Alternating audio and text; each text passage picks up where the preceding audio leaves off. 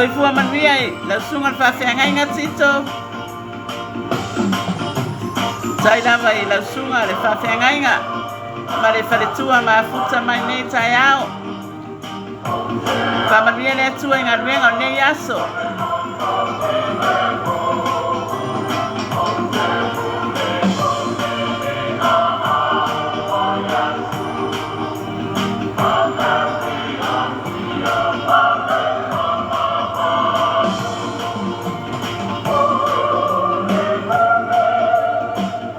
Tai lausunga le whawhiangainga ma futa mai.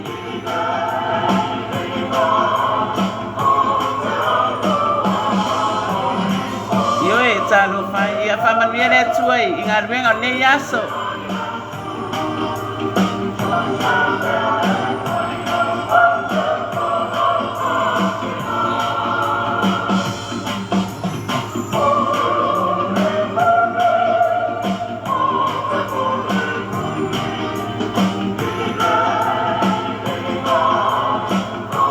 Fatu I lausunga le whawhiangainga.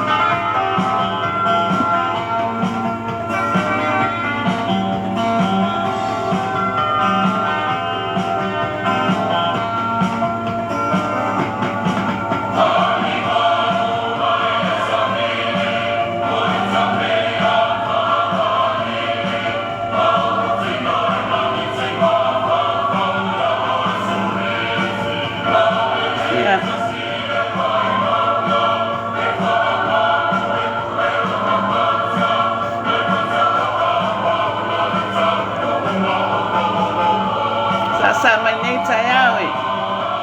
Whali e fwelo fia I le atua nei aso Feau.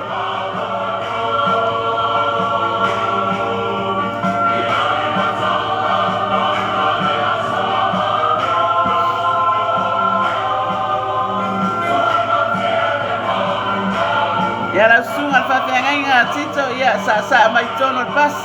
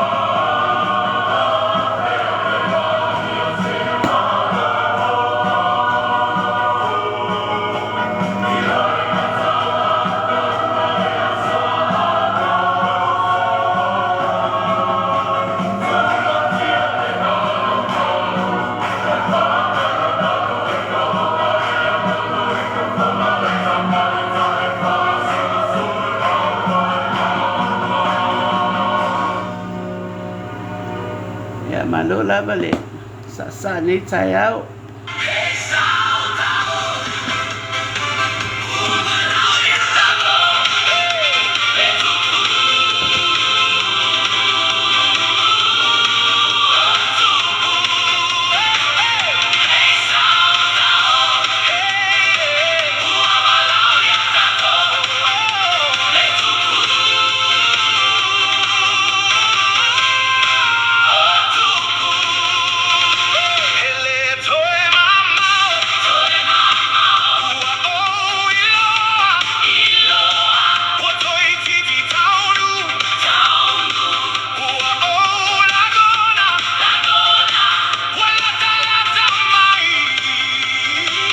Sama nei tai au. Tari e foi lo fia le li.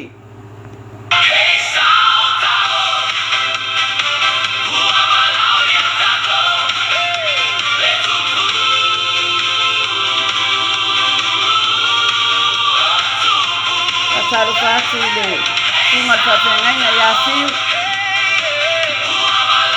Sai la sunga whawhengainga, la sunga whaemangelia.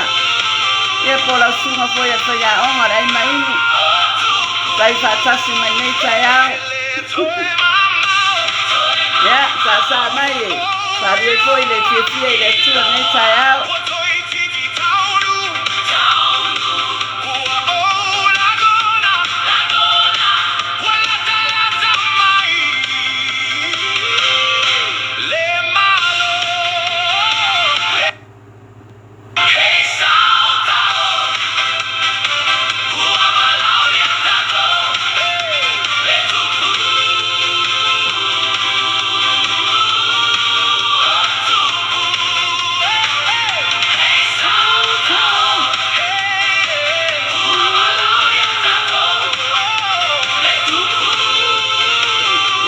Satauro wa mana o mai le tupu ya Satauro.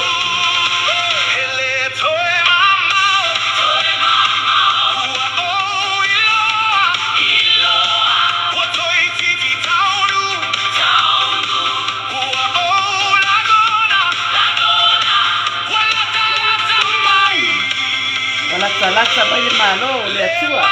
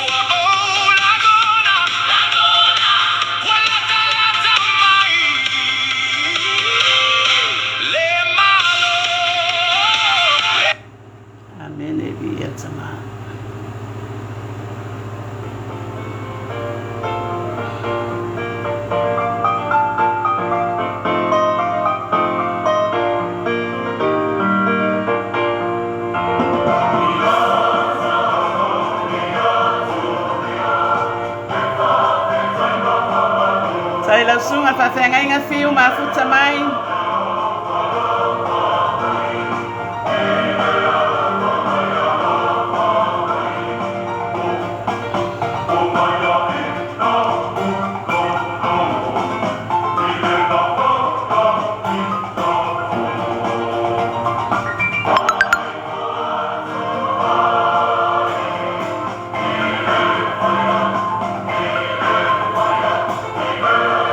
Sai foi la sunga whawhengainga Satauro.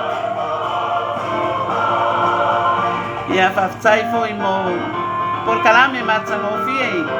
Ilunga le ala leo whaleanganga. Ia lo whatama ia whamanuia foi la sunga whawhengainga malwhatua. Ia malino fualo. Ia e maisore karesia o lo whapena foi o la ngā rurua ia nei vai taimi ia. Ia ile manuia o le atua i lunga i te auto uma.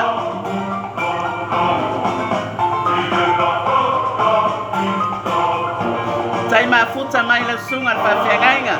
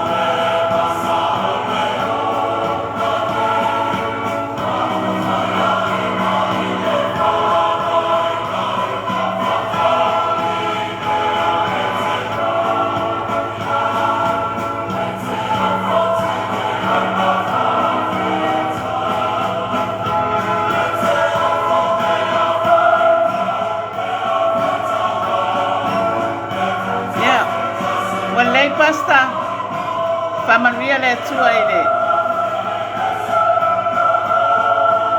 tau mafaina o le ti nei tai ao. Familia foi le tua ele sungai. Ya Bishop Elia. Ya familia lava le tua nei aso. Alo fatu pasta. Ya tato fe loai foi lai mai noa, la sunga fa fengainga.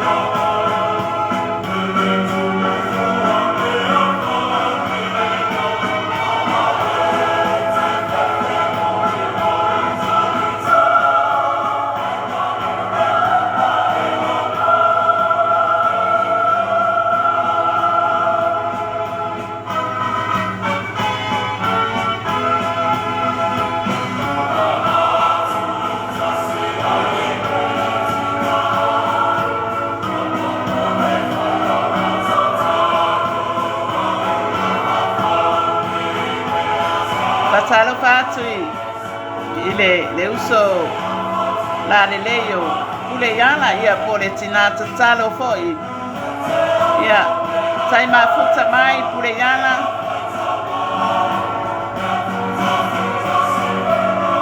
aftai foi le ali ne ia sofo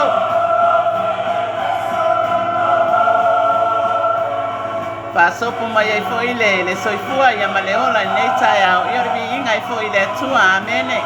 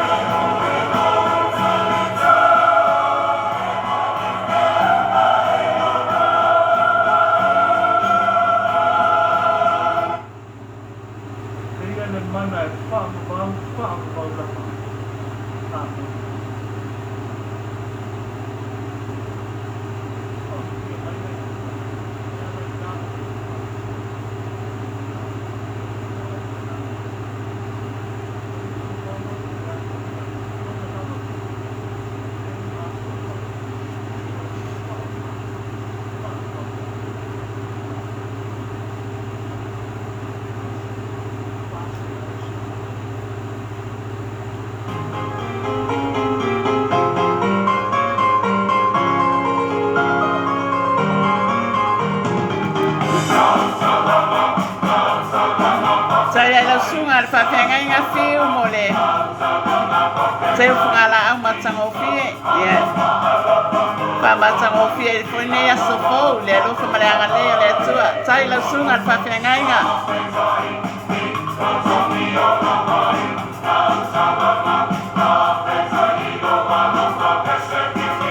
Saya mafuta mai. Kule yala. Sai no fotalo ya te le uso.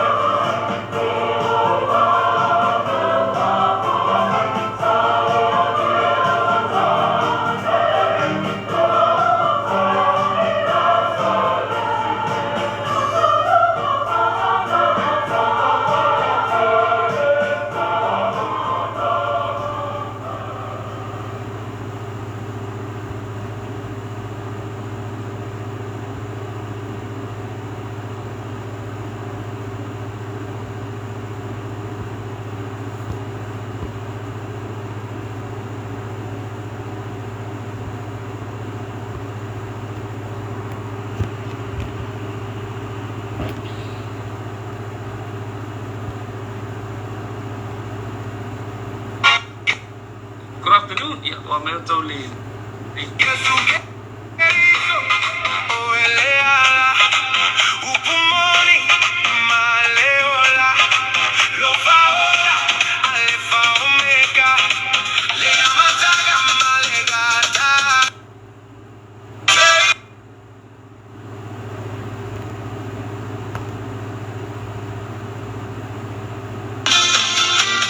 fa o me to le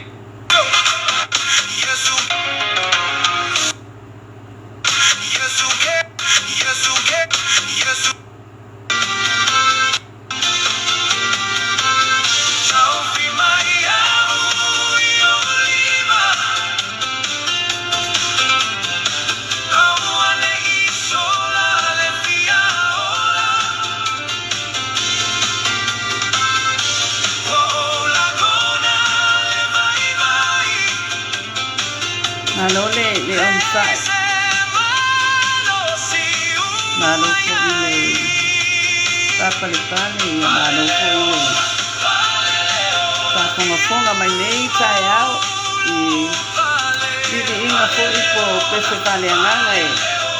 Papelana familia yo sato loto. Yai sato te langona inai ko ile.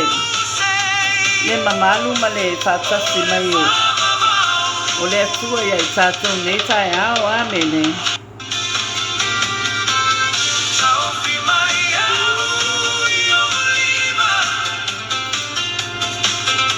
Ia nei tai ao ia.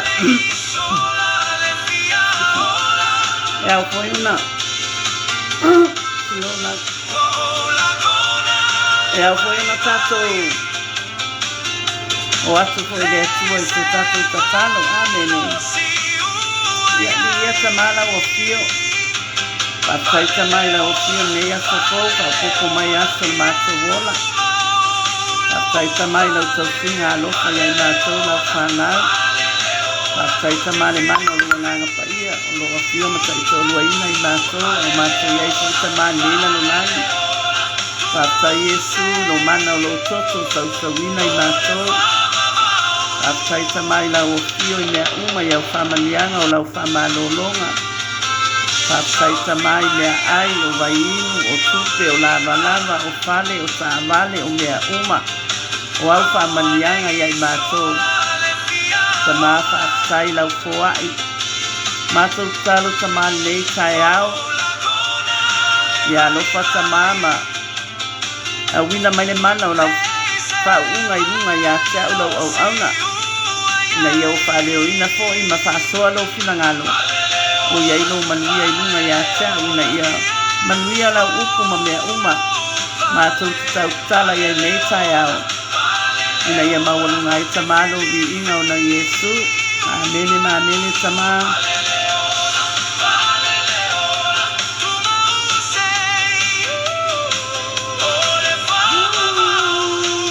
Amene, ia. O le tatou au nanga pone o le te au Satauro amene. Ia o le tatou au nanga po ia. Ia po yo na whalau i loa pea mo le sila fia amene. O lo i lalo le ala leo kaleanganga o le klopo kinsam TV le sila. Ia o lo hapena po yo na lalo po yo le vai ainga. Ale sunga le whawhengainga ia Mike Presta, amene.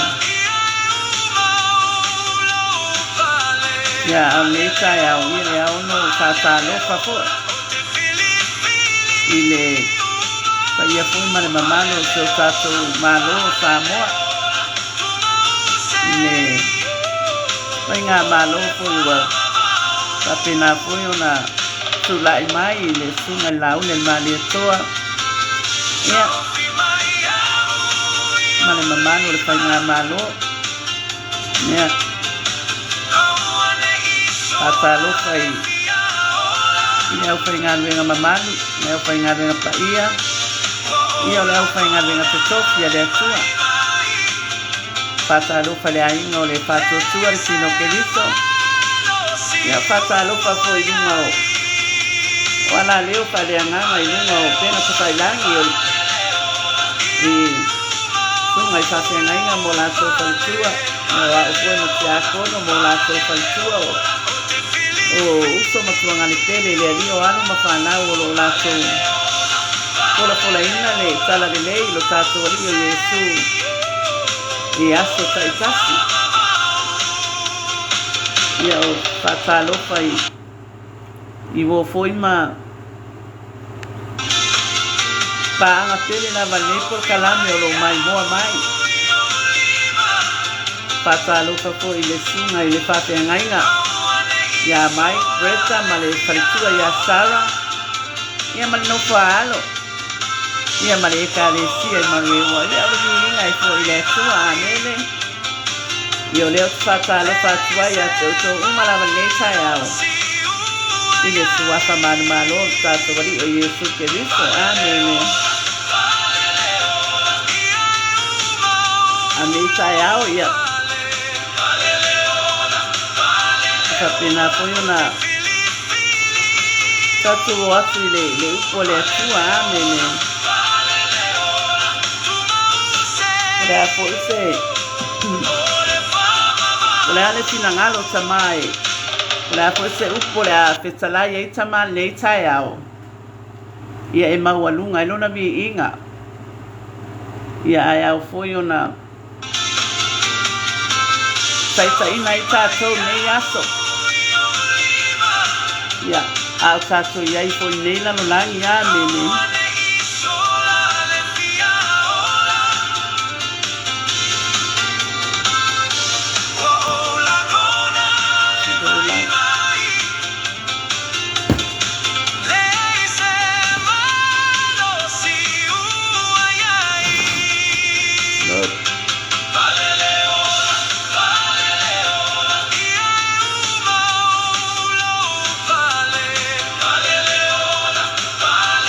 Tātou tu whai tau nei tai au, mau mai lea i le Evangelia Ioane.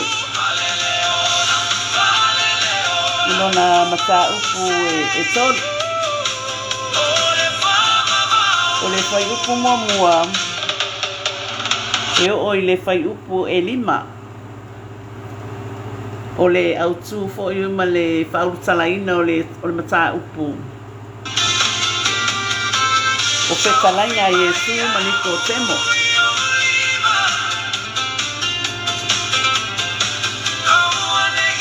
O whetalainga Iesu maniko temo. O le whai mua se ia o le whai upu e 5. Le la whai tawina. Amen. O le tasi tangata o le au wharsai o niko temo no na ingoa. O le tasi le whai pule o iutaia.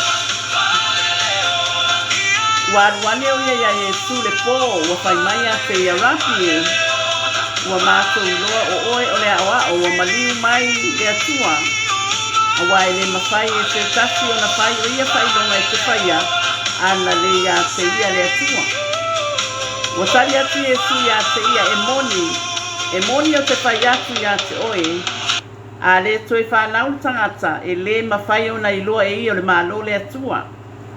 Wa whai mai ni ko temo ia te ia. E mawhai ea, whapewhea o na whanau o tangata wa toia ina.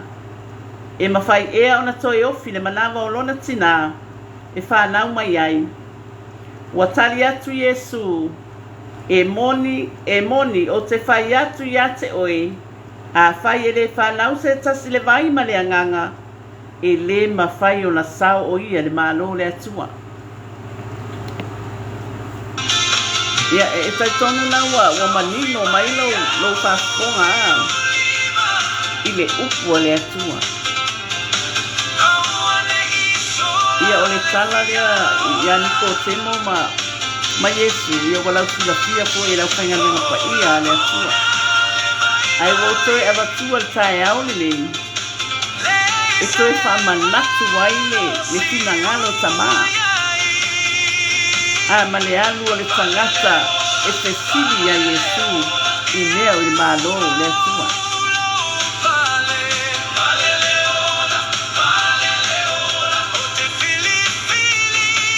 Manatua o Nikodemo o le falsai o ia o le tai o tausitu la fonoa o ia o le awa o a iutaia ai fai mai na alu o ia ia Iesu le po e fesili ia Iesu pe fa pe fea o na ia faia failunga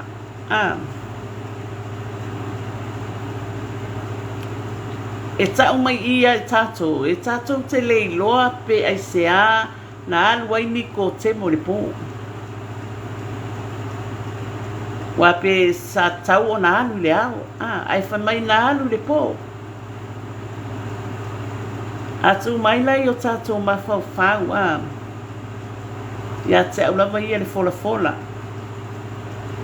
e leilo e au po le aso finagalo ai po le aso faatusa ina ia te au ia pe ai pe na alu le tamaloa le po ona awa e loa ia o ia o le tangata e maualunga i Israel o ia o le awa o tula fono a Israel e mai na alu i le ia Iesu le po ona te iwa whapea te iwa i loa ia e tangata o le nuu amene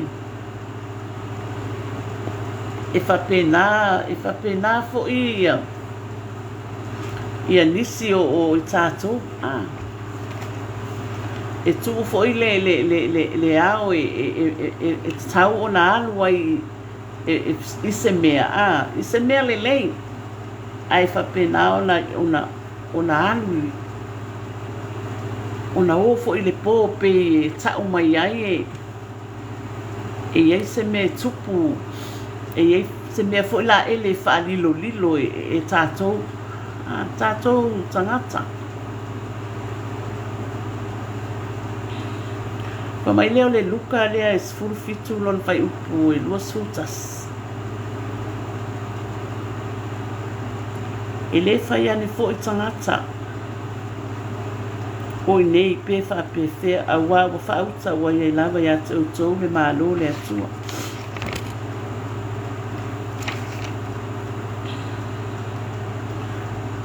o le evangelia Ioane fai upu e fitu mata upu e fitu o lona fai upu e 5 sefulu ua fai atu ni ko temo ya te ilato o ia na alu ya te ia le po o le isi fo yo ilato mai lewa tu sa lewa tau tala le tamaloa ai po la ua fai tangata o le nuu fa pea o ia na alu ya te ia le po ua fai atu ni ko temo ya te ilato o ia na alu ya te ia le po o le isi fo yo ilato amen o le Ioane mtau pasfuru iwa fai upu toru iwa ua aluane fo ini ko temo o le mua i alu ya Iesu le po wala ave fo i le muro feifiloi ma le aloe po ua se lau pauna ia mai de foi tau tala i o nenge dia a Ioane fai mai ua aluane fo ini ko temo o le na mua i alu ya Iesu le po wala ave fo i le muro feifiloi ma le aloe po ua se lau pauna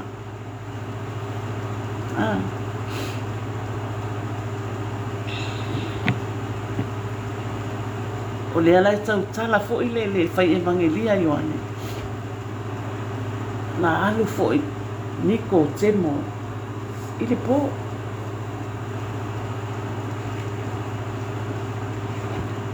amene o le fai upu e lua ua aluane o ia ya Iesu le po ua fai mai a te ia rapi ua matou i loa o oe o le awa o maliu mai le atua awa i le mawhai e se tasi o na whai o ia whai lunga i te whaia ana le ia te ia le atua amene mai leo le mātai o lua whai upu e sifuru ono le a oa oe ua matou loa o oe le whamaoni. Ua ea o a o fo'i i le ala o le atua ma le whamaoni. E te le mata o fo'i se tasi a wā e le whailonga ina e oe se tasi.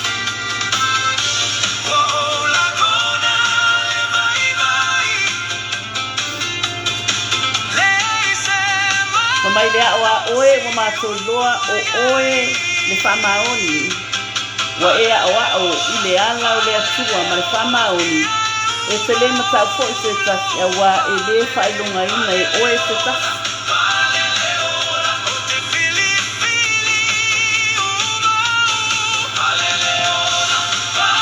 O lea tua lea tātou te au auna iai.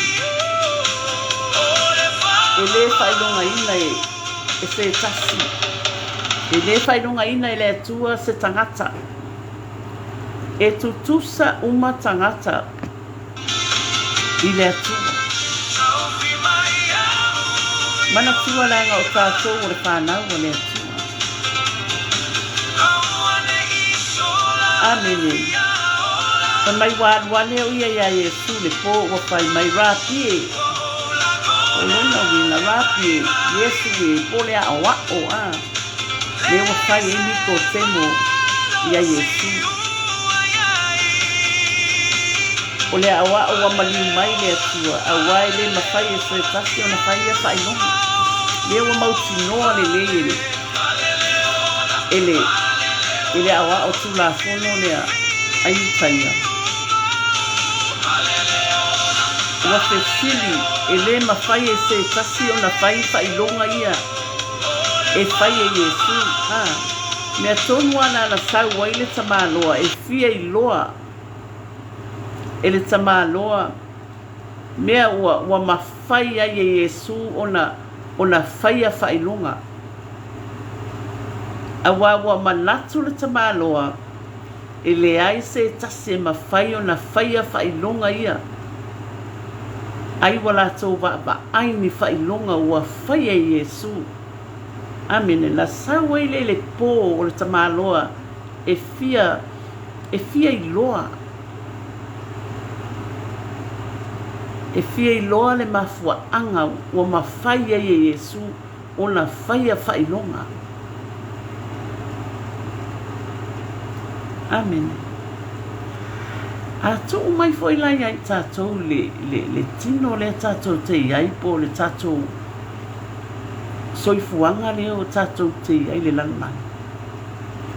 E le mawhai o na tātou loa ni whailonga mai le atua. Pe a le se noa o na tātou talia le whaalatanga. Nanga e tutupu whailonga ma wawenga ma mea uma o le whamalolonga o mea uma e awina mai e le atua ia i tātou o na ua tātou talia le whaalatanga. O le mea tā ua lama le nā o le talia le whaalatanga. Talia Yesu Keriso e whai mali i mawhahuna. Ia tātou alanga. O na tātou loa ai lea le teleo wawenga o whailonga i whapenao na whailoa mai e le atua. Pe a tātou talia le whaalatanga. E pei foi la o na alu tamaloa leo o timo o niko temo i le pō i a Yesu e fesili i mea o le langi ma mea o le malo le atua. E whapena fo i tātou. E tatau fo i ona tātou fesili i le atua. E whaali mai lona mana ia i tātou. Whaali mai ia i tātou. Lona finangalo, po le a lona finangalo ia i tātou. A o tātou maua le ola. Amen. Ua tali atu Yesu ia te ia e moni o te whai atu ia te oe. A le to e whanau le tangata. E le mawhai o nai loa e o le malo le atua. Ua whai mai ni ko te mo ia te ia. E mawhai ea whapewhea o na whanau o le tangata ua toia ina.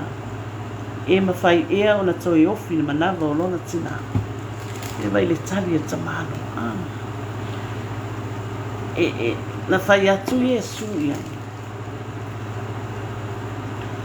E moni, o te fai atu ia te oe are atu e whanau le tangata. E le mawhai o na iloa e ia, mea o le malo le atu. O le tali e Iesu, la e tali le whane anganga, la e tali le anganga. O le finangalo o Iesu, ina ia toe whanau le tangata, i le anganga. O ila e whapena ala tatou mana tunatu ai, i le whetalainga manino lea a Iesu. O le finangalo o le atua, ia tatou talia le whaamatanga. Tatou talia Iesu. A wala e tali mai ai leo o le tamalo, e tali mai le tino. Tali le tino. Whamai pe whapewhea o na toe whanau mai le tangata o toe ina e le toe ofi ni manawa olotina. O la e tali mai le tino. O la e wha le tino. I le i tai o na o olo na mawhau i mea wha le anganga lea e whetalai atu ai Iesu. O le whetalai atu Iesu i le anganga. Amen. O le mea na e tā ua le talia o le whaamatanga langa e te malama i le finangalo tamaa. O wā menga o mea uma o le whaamalolonga, o a mea uma e te manao ai i le atua, e tali le atua, a wā wasila fia tamaa, o lo whapena o na iai lo whaatuatua, ona ua e talia Iesu Keristo e whai mani i mawhaola. O ina e whapena o na ngai oi mai ai le anganga o le atua, i to tonu ia te i tātou, ina ua tātou talia Iesu, le alo pele o le atua. Amen. Pea no whai atu, mo whamalos, e le ai lava se so tātou awala i le langi. Na o Iesu Keristo lava o tātou awala i le langi ma le ola i whaamanaru.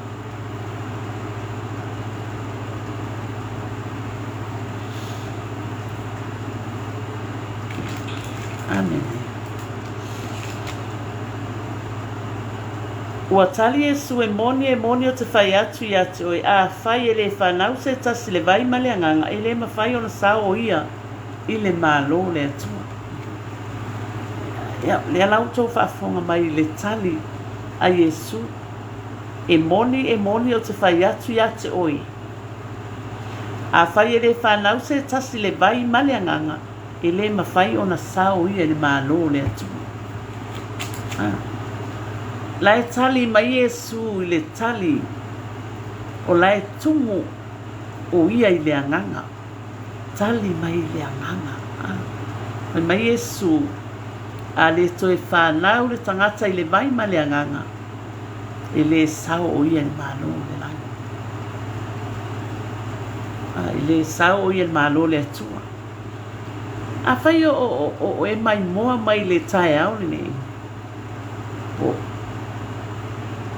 Talia Iesu, sauia Iesu,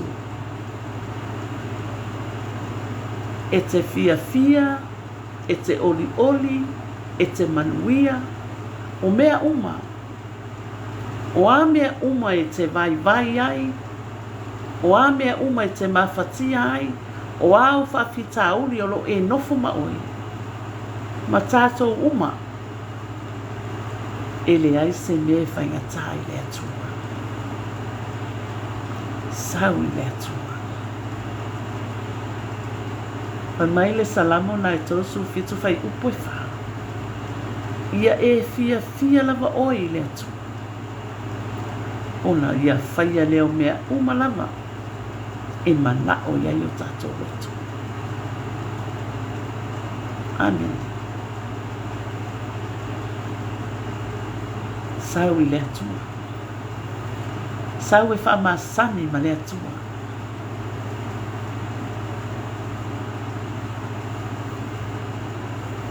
Au e mai moa ma nei tai au. O e tere Italia le whaonatanga. Italia Yesu Keriso. E whai maari I ma whaona I tātou rana.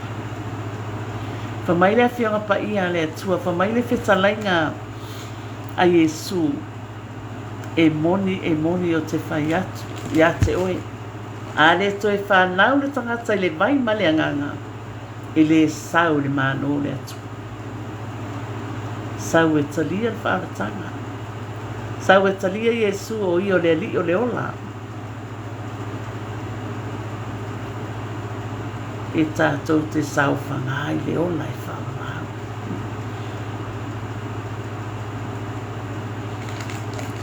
Amen. Ia tātou te leiloa fo'i. Le au sulu o le tamāroa o niko temo ia Yesu. Halo e fesili ma fesili ia Yesu. O tātou te leiloa po lana. Na mana o le tamāloa e whapenao na ia maua se mea lelei mai a Yesu. Whapena fo I tātou. E hau ia I tātou na tātou fesili le atua. E whaahali mai. Lona mata ngofie. Au mai le loto lelei, au mai le amio lelei. Au mai mawhauwhaunga lelei, au mai manatu lelei. Amen.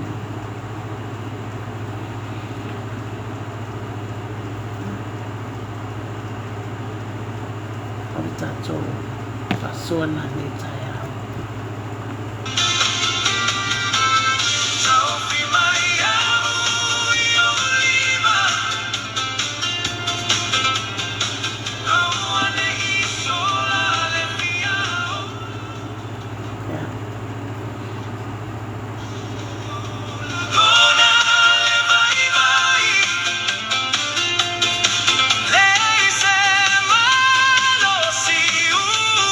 Tātou whasoana nei tai au.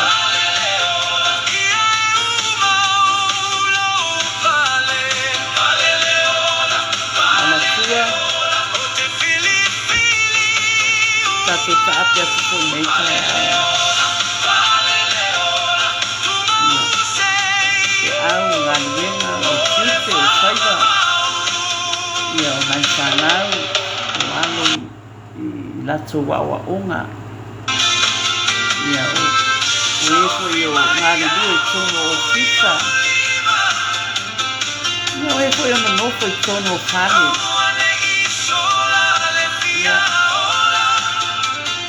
au pape mauna. Taita ina I tātou I le upu a le atua. Amen. Tātou mawhaukau le lei. Ele foi ina o niko temo. E a pena e to e alu.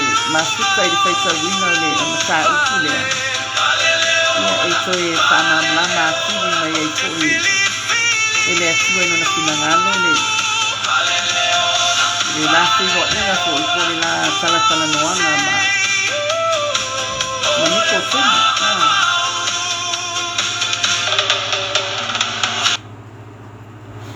Ai le manino ale a whionga pa I ale atua. Ale to e whanau ale tangata I le vai ma le anganga. I le sau le mano le atua. O le tātou tuspai tauna nei tai au. E te mawhau fo I nei aso. Amen.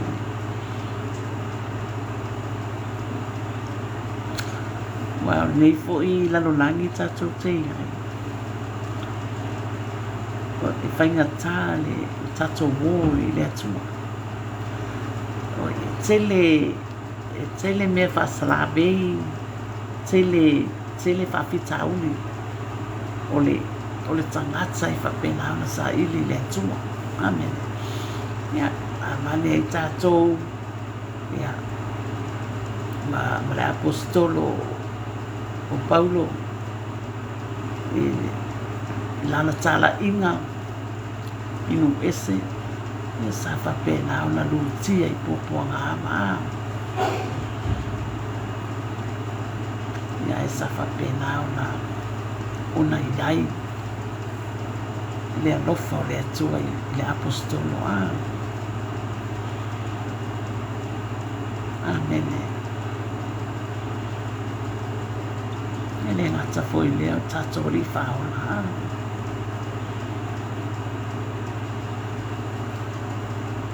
Te leo tau tia popo ngana o I tātou li.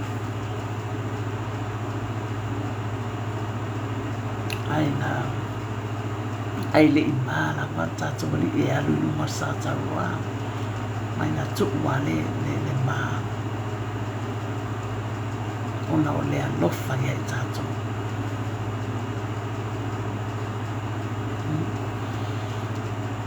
Ena e awa ia I tātou ona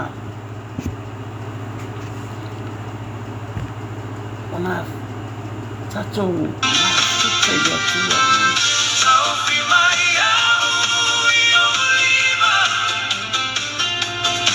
Tātou mana ki matu I le atua I lona alofa ma mana taikia o mea uma na whaia I tama o I tātou o le alofa o le atua ia I tātou o le vai tātou Maua loa kamanianga o le koe te pole ke tātou te mauoa ke tātou te maua ni mea steli ai le na whai e tātou langa o na tātou mafuta I le atua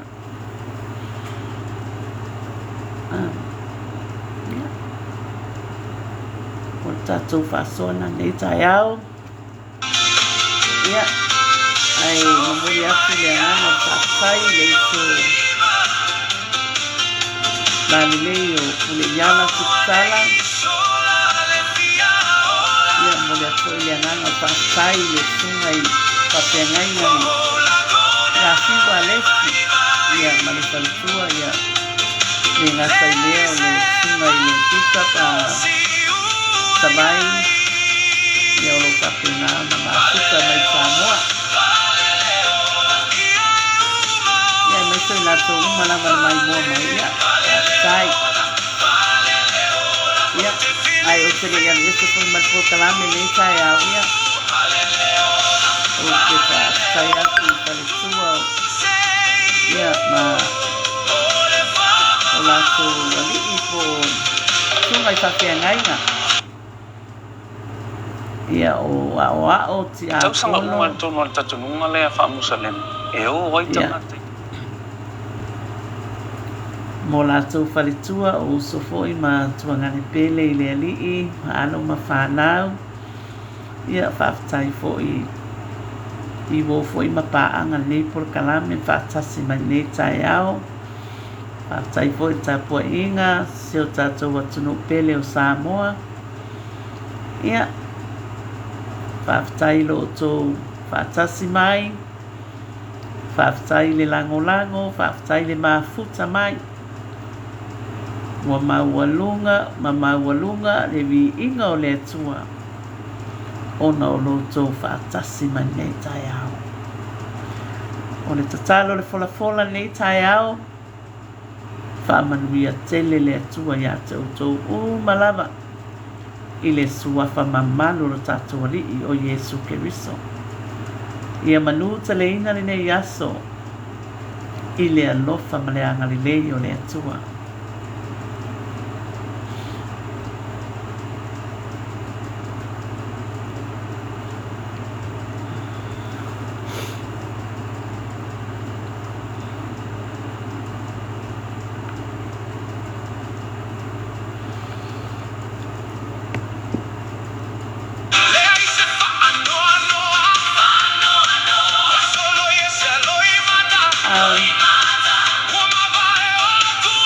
alo fatu sisa puliala